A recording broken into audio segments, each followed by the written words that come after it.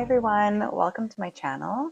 My name is Giselle and today we will be talking about Jupiter in Leo, which is going to be a very big transit for the next 13 months, and I think it's worth exploring.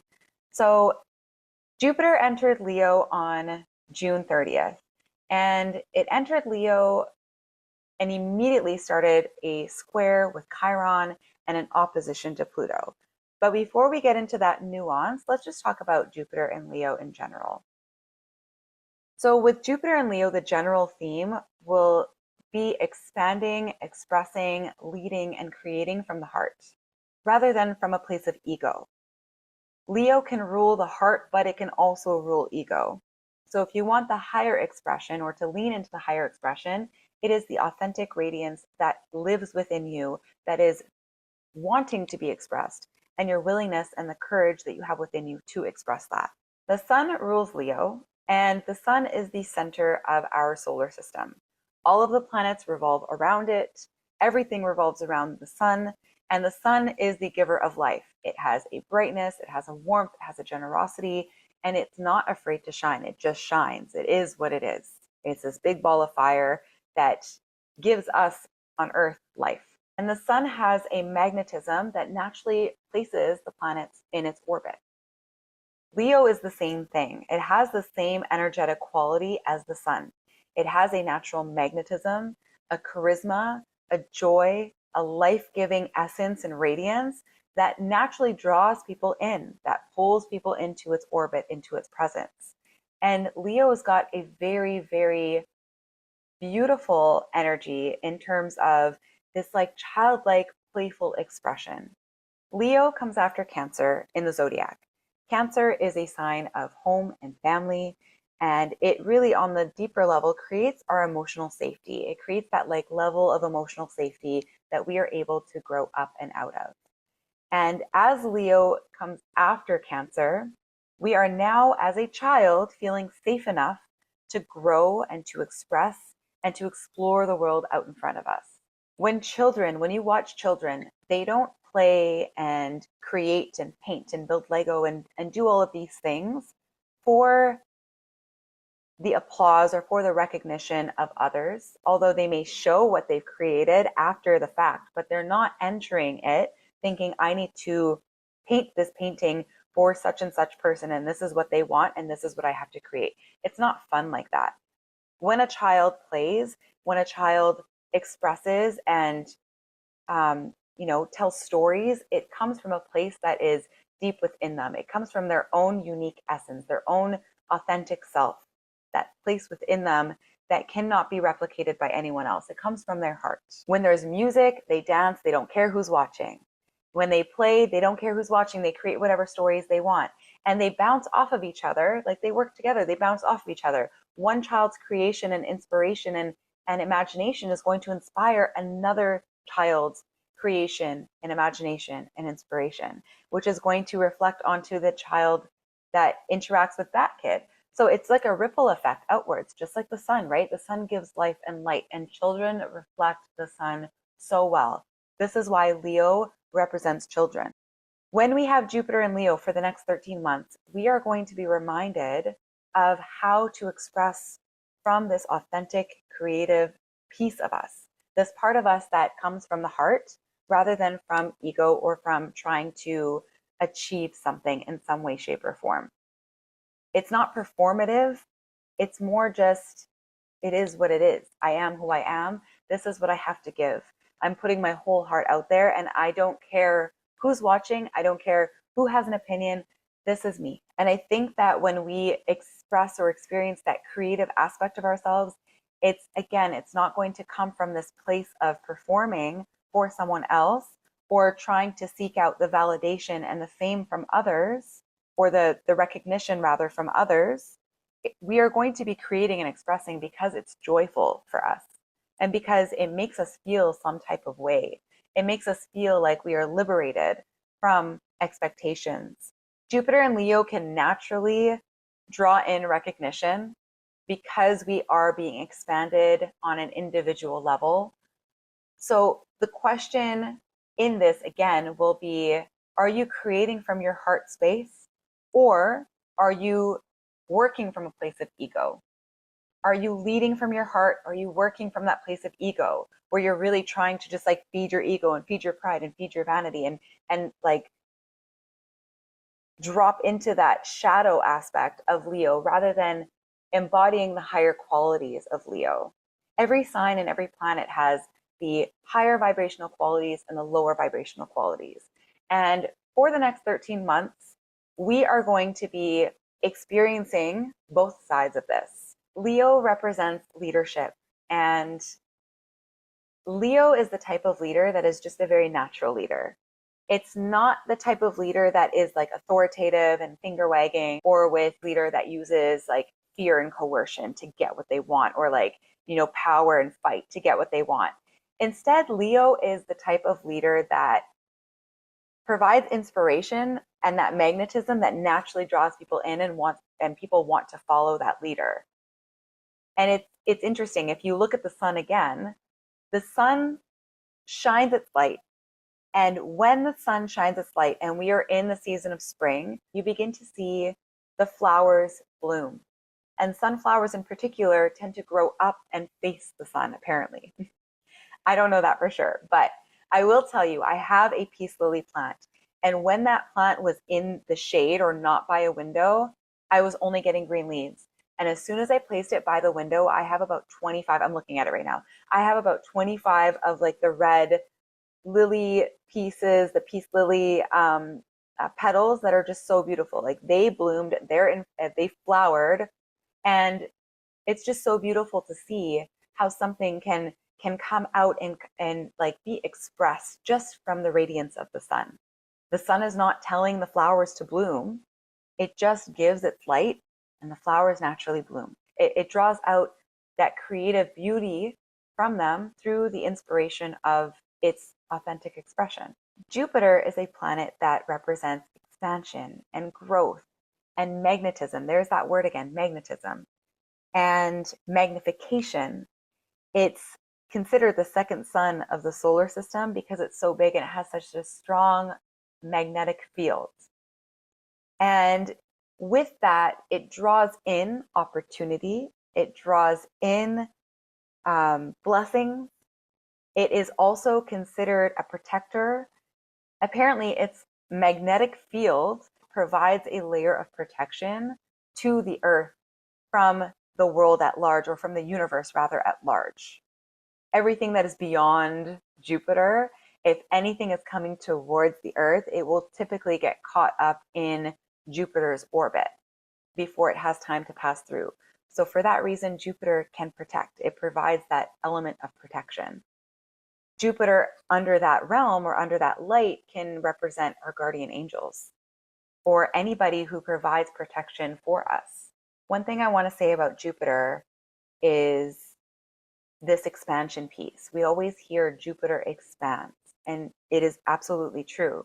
But let's take it just a little bit deeper so we can understand it a little bit more holistically rather than just having this one keyword attached to Jupiter. Jupiter expands, but not only does it expands us because it teaches us. And it teaches us through experiences. The experiences that we have in life help us to see life from a broader perspective. This is why Jupiter rules these concepts or these elements of philosophy, higher education, travel, and religion, because it helps to broaden our view of the world and of life itself. And this is why Jupiter is so expansive. So whatever Jupiter touches, it begins to expand and magnify and bring into a more clear space of awareness. All right, now let's talk about the timeline so that we can have an understanding of how this particular Jupiter in Leo is going to be different than the previous Jupiter in Leo. By the way, the last Jupiter in Leo was summer of 2014 until summer of 2015, also 13 months. I think, I didn't write it down, but I think it was end of July, like mid to end of July 2014, all the way until August of 2015. So if you can look back just in your memories or in photos, what you did, where you went, what changed for you, what expanded for you, what was really at the heart of everything you were experiencing, that is going to likely come back up again. However, this particular Jupiter in Leo is going to be a little bit different. And it's going to be different because of all of the aspects it's making at this time around. Last time, it was not opposing Pluto, and it was not T-squaring Chiron. Last time, it was not conjunct the South Node.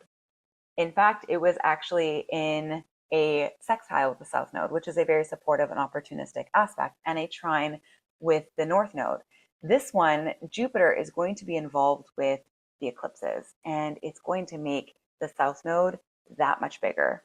So we begin with Jupiter in Leo on June 30th, and it remains in Leo all the way until July 26, 2027.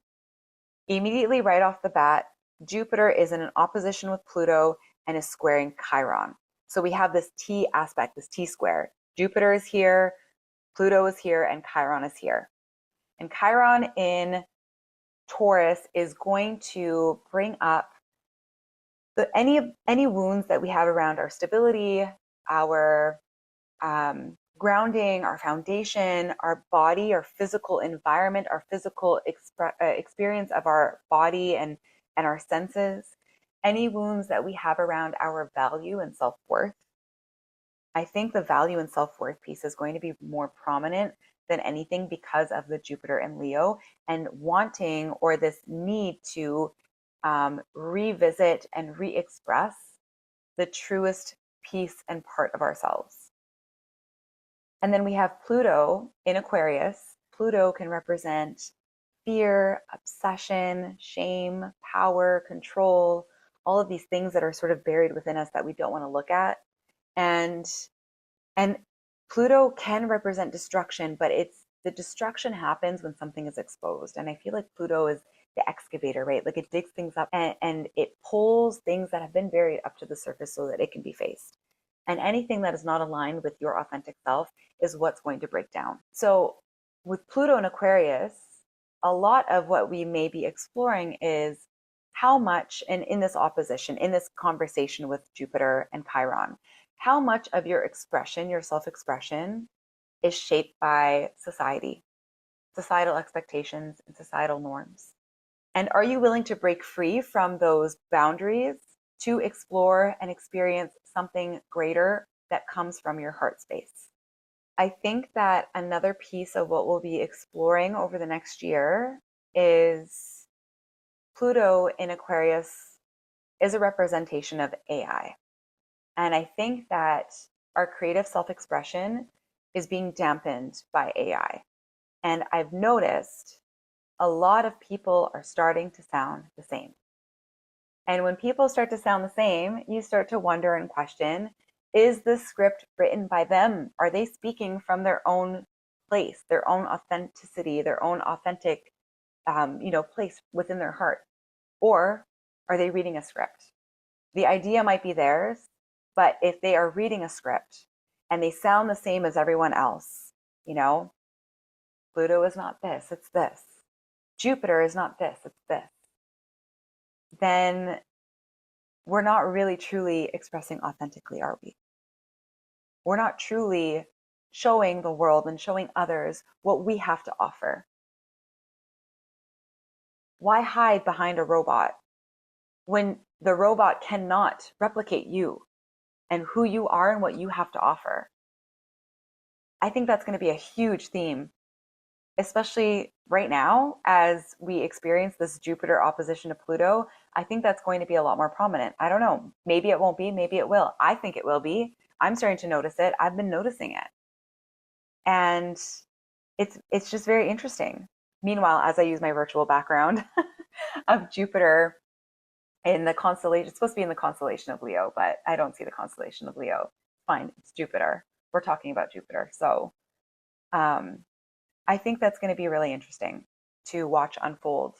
And, even with this T square to Chiron, do you feel that what you have to say and what you have to express is worth the expression? Or is your presence worthy of, or does it hold value in this world? And if you don't believe that it holds value, why? Leo represents a part of you that can't be automated. You are not automated. You are a human. You are a human with experience. You are a human with critical thinking. You are human with ideas. You are human with your own energetic expression and essence that lives within you. This breath that we breathe every single moment of every single day is our animation. Without the breath, we are just a corpse. We are nothing. It is the breath that keeps us animated. And that breath, that spark of light, that piece of our soul, whatever it is, that is what gives us our true essence, our radiance. That's what gives us our color. When you see a corpse, have you ever seen a corpse? There's no color. If you've ever seen somebody at a funeral that's passed away and you go to show your respects and they have an open casket, you look at that person and it's not them. It doesn't look like them. It doesn't look like them. It doesn't feel like them. That essence, that radiance is gone. That light is gone. And that light can only be shared through you, from you, not from anyone else. You cannot be me and I cannot be you. AI cannot be me and I cannot be AI.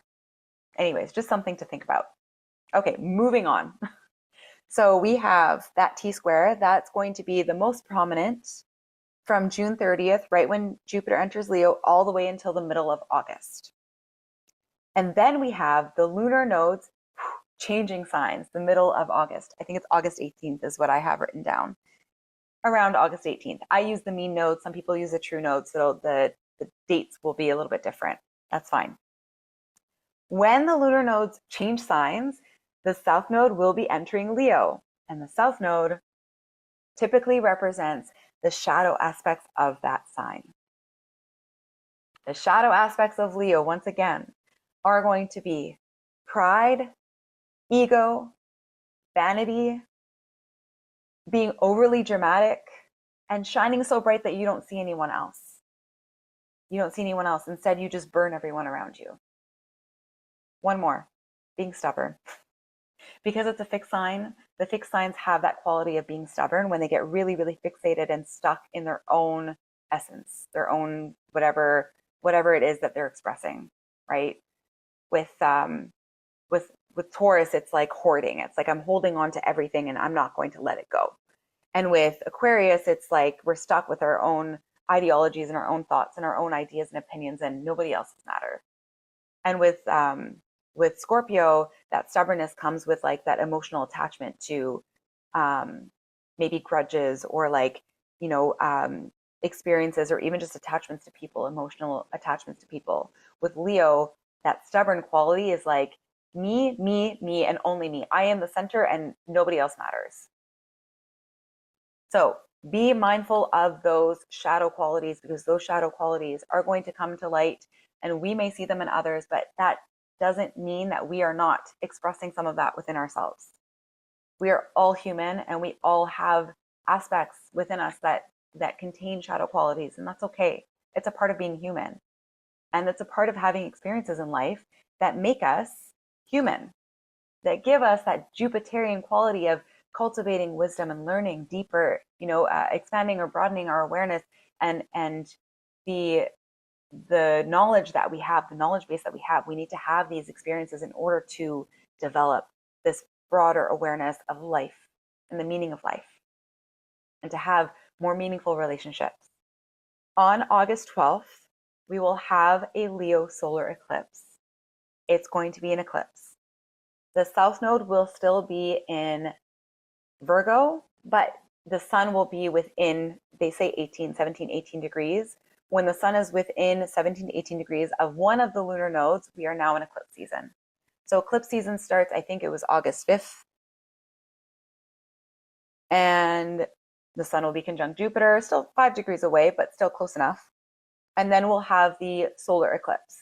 And the solar eclipse is going to start to shed a little bit of light on what these south node qualities, what these shadow qualities within Jupiter are. And with, not in Jupiter, in Leo are. And with Jupiter there's going to be that magnification and that expansion. So let's keep that in mind in August, this summer. Then we have a period of time, as soon as we exit eclipse season, it's going to be probably around the middle, I don't have an exact date, but I want to say the middle of September, maybe the beginning of September, until the beginning of October. The beginning of October, I think around the 5th, Jupiter will now begin its conjunction with the South Node. And here we go again with the themes of the shadow qualities of the South Node of Leo. Jupiter is going to expand and magnify so that these are things that we can work through. And because the lunar nodes retrograde through the zodiac, they go backwards, Jupiter is right now going forwards. Jupiter is going to meet with the South Node, and then just after it passes the South Node by like 2 or 3 degrees, it's going to turn retrograde. And that's going to happen in December. When it turns retrograde, they are both going to be going backwards in the sky together for 6 months. A whole 6 months they will be together.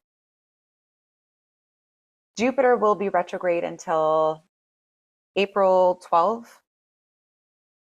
2027.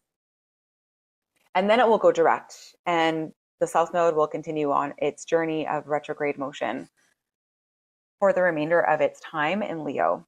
And then we'll have Jupiter moving forward. And once it starts to separate, we will have that reprieve where we can experience all of the really great expressionary qualities of Leo. I think that we're going to be doing a lot of shadow work over the next year, particularly probably within the next 9-ish months.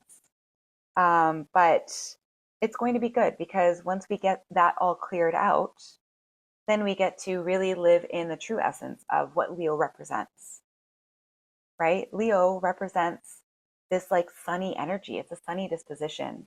It's joy and fun and playfulness. And it's heart and radiance and warmth and courage and leadership. And it's just such a beautiful expression. We get to connect back with this childlike quality. And let me see if I have it written down. No, I don't have it written down. It's fine. Anyways, I hope this was fun for you. It was fun for me. I hope that you have a little bit more clarity on what Jupiter in Leo means in general and what Jupiter in Leo this time around is going to host and hold for us with these aspects. Again, the very first aspect that we are going to be experiencing is the opposition to Pluto and the T-square to Chiron, which is going to bring up a lot of opportunities for healing, honestly, but it's going to require us to take honest looks at ourselves and to ask ourselves, are we expressing and creating and sharing and leading from our hearts? And if we're not, why? Do we not feel like what we have to share is of value? What is it within society or within the world at large that is making us like feel smaller or hold us back? And then we have the South Node conjunction with Jupiter, and that's going to last quite a long time because they'll be moving together during Jupiter's retrograde. That's all I have for you. That is the big picture. I hope you enjoyed. Until next time, thank you and take care.